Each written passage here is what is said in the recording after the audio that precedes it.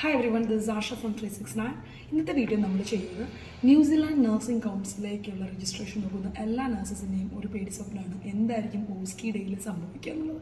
അപ്പം നമ്മൾക്ക് കിട്ടിയിരിക്കുന്ന കുറച്ച് ഇൻഫർമേഷൻ വെച്ചിട്ട് നമ്മൾ ഈ ഓസ്കി ഡേയിൽ എന്താണെന്നുള്ളത് ഒന്ന് പാരഫ്രൈസ് ചെയ്ത് വളരെ കുറച്ചായിട്ട് പറയുന്നത്. സോ ഓസ്കി ഡേയിൽ നിങ്ങൾക്ക് 10 സ്റ്റേഷൻസ് ആണ് കംപ്ലീറ്റ് ചെയ്യേണ്ടത്. ഓരോ സ്റ്റേഷൻ്റെയും ടൈമിങ്സ് എന്ന് പറയുന്നത് 2+8+2 ആണ്.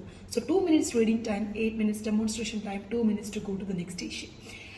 ഓരോ സ്റ്റേഷനും നിങ്ങൾക്ക് അറേഞ്ച് ചെയ്തിരിക്കുന്നത് ആൽഫബറ്റിക്കലി ആയിരിക്കും. So it starts from A to G.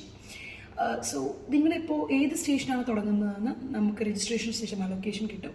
ആ സ്റ്റേഷൻ ഇപ്പോൾ ഫോർ എക്സാമ്പിൾ നിങ്ങൾ സ്റ്റേഷൻ നമ്പർ B ആണ് തുടങ്ങുന്നതെങ്കിൽ നിങ്ങൾ പിന്നെ സിയിൽ പോയിട്ട് J വരെ വന്ന് finally you will reach station A. ഇങ്ങനെയായിരിക്കും അതിൻ്റെ ഒരു സർക്യൂട്ട് അറേഞ്ച്മെൻറ്റ് വരെ.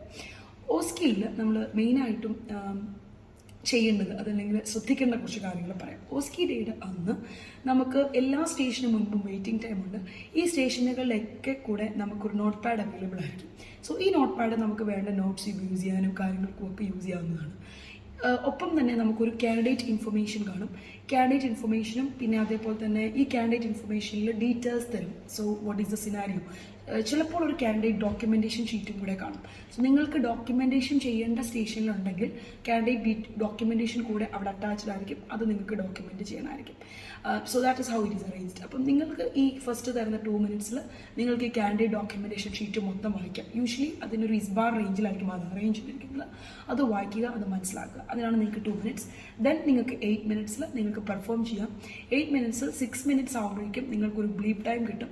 So that minutes you only have 2 minutes remaining, and then at the end of the 2 minutes there will be another bleep, which means you have to stop the station and then you have to do the 2 minutes to go to the next station. അപ്പോൾ ഇങ്ങനെയാണ് ആ circuit arrangement on the day of ഓസ്കി വരുന്നത്.